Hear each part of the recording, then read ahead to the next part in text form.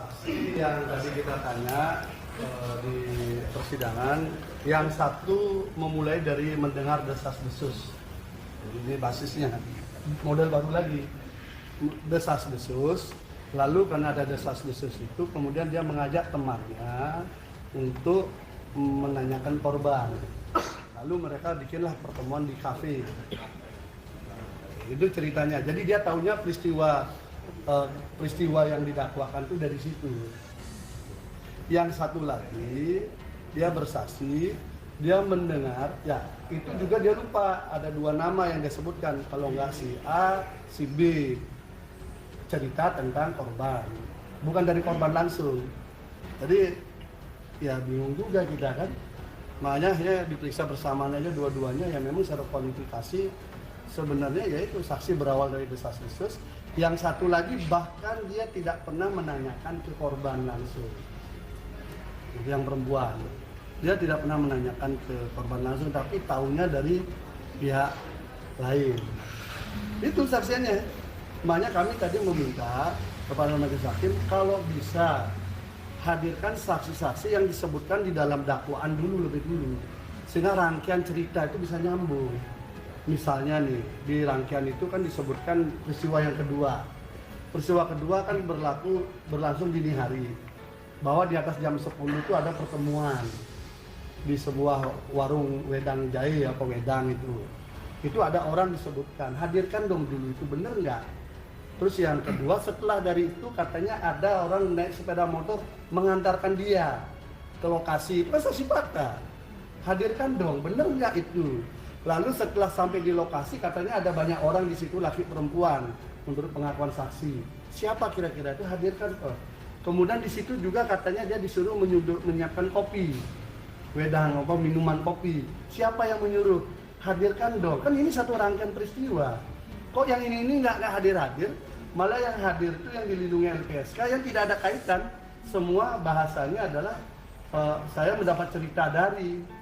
Gitu. Makanya tadi kami minta secara khusus, tapi majelis hakim menyampaikan itu kewenangan JPU. Tapi saya bilang ini kan ada di BAP gitu loh, ada di BAP, kalau bisa dihadirkan dong untuk mencari kebenaran yang benar gimana.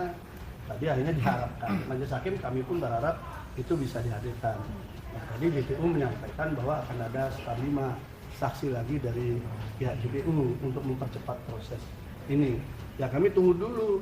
Kalau ternyata 5-5-nya isinya hanya mendengar cerita juga, kan kasihan terdakwa toh. Dia sudah di dalam penjara, anaknya 4 di luar, istrinya harus ngurus semua. Sementara kita harus mendalami kasus hukum seperti itu gitu. Jadi kami minta tadi, tapi hakim membuka opsi juga.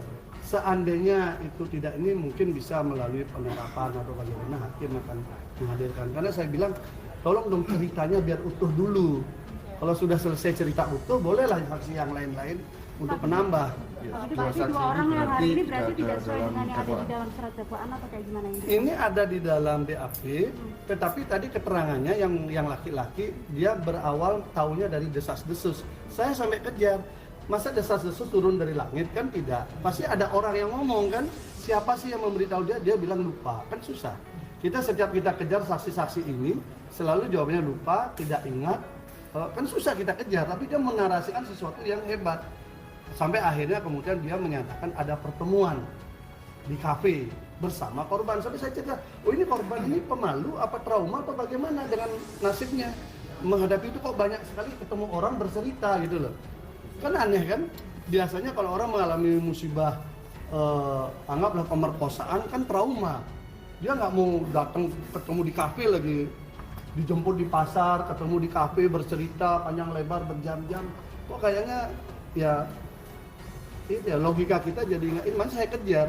Akhirnya dia berkilah bahwa dia lebih banyak mendengar, temennya yang lebih banyak bertanya. Saya minta temannya ini dihadirkan di sini. Saya minta juga tadi tolong hadirkan temannya ini, kan susah kita bercerita, orangnya nggak ada di sini.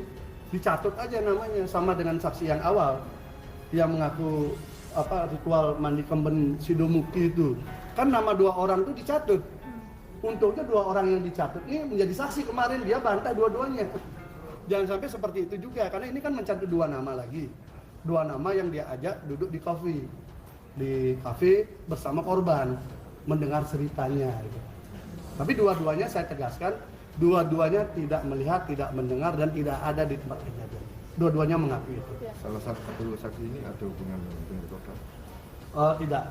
Tidak. Malah yang perempuan itu taunya dari orang lain, bukan dari korban. Ya. Pak Gede tadi kan bilang kalau selama ini saksi dari JPU belum ada yang sesuai surat dakwaan. Ada yang terstruktur menyambung, ada bukan tidak sesuai.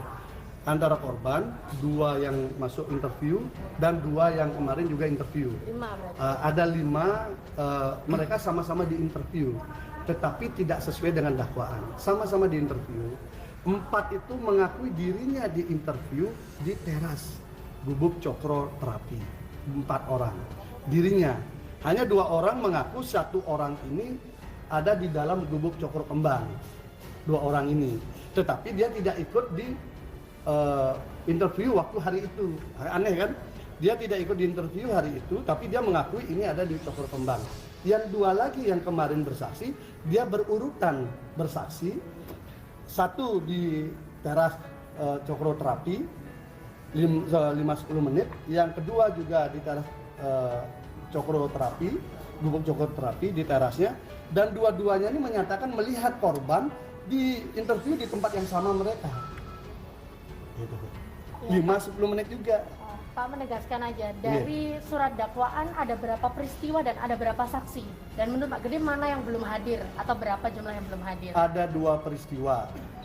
Peristiwa pertama itu yang proses interview itu tabrakan. Pertama tabrakan tempus delictinya, waktunya. Yang satu bercerita bahwa dia dari pulang kuliah di atas jam 9, dia ke Puri Pandaan sampai jam 12 siang. Itu peristiwanya. Yang saksi yang interview yang lain mengatakan tidak, dia berangkat pagi dan di interview jam 10-11 siang. Yang korban di interview jam 11 sampai jam 12, tetapi dia mengaku dari kemarinnya, malam. Nah, saksi yang tadi cerita beda lagi. Saksi tadi cerita waktu dia proses interview pertama, dia berangkatnya lepas maghrib. Beda lagi. Makanya ini waktu saja sudah ada 3 untuk peristiwa pertama. Kemudian peristiwa yang kedua itu belum terukur sama sekali karena tidak ada satupun saksi tambahan yang dihadirkan di dalam cerita itu. Kalau dibaca di dalam dakwaan itu kan ada cerita dia bertemu dengan seseorang, menunjukkan ada WA ancaman, kemudian ada orang naik motor mengantarkan dia, kemudian ketemu orang di lokasi, kemudian disuruh menyiapkan kopi. Ini semua tidak ada dihadirkan sampai sekarang. Sehingga gimana kita mengkonstruksikan peristiwa kedua sebagai peristiwa yang utuh, kan jadi susah. Jadi kita minta, jadi bukan apa-apa, kita ingin biar clear lah seperti apa sih cerita sebenarnya gitu. Itu, jadi ada 2 peristiwa, 1 peristiwa dihadirkan dengan 3 waktu yang berbeda dengan saksi yang ada. Kemudian dengan tempat yang juga berbeda. Sama-sama lokasinya di Puri, tetapi lokasi interviewnya berbeda. Nah, yang kedua belum sama sekali terkoneksi cerita itu. Dari nama-nama yang disebutkan di dalam dakwaan belum dihadirkan. Ada berapa nama Pak total? Itu berarti kan yang melihat chat, yang diajak melihat chat ancaman, terus disuruh dia berangkat, yang menjemput naik motor, kemudian yang di lokasi yang menerima dia, kemudian disuruh menyuguhkan kopi. Minimal ada 3. Ya itu 3. Dan saksi yang ini saya tanya, dua-duanya tidak pernah dipanggil oleh penyidik, tetapi langsung didatangi penyidik ke rumahnya, di tempat kerjanya. Langsung di tempat kerjanya dia datang tanpa panggilan. Maksudnya di BAP di tempat kerja tanpa ada panggilan, langsung penyidiknya datang. Oke, artinya 2 nama spesial yang hari ini, 2 nama yang hari ini ada dalam surat dakwaan? Ada dalam enggak ada. Oh, enggak ada. Ada dalam BAP ada, tapi dalam dakwaan enggak ada. Makasih. Iya. Kasih ya. Bisa kanan kita.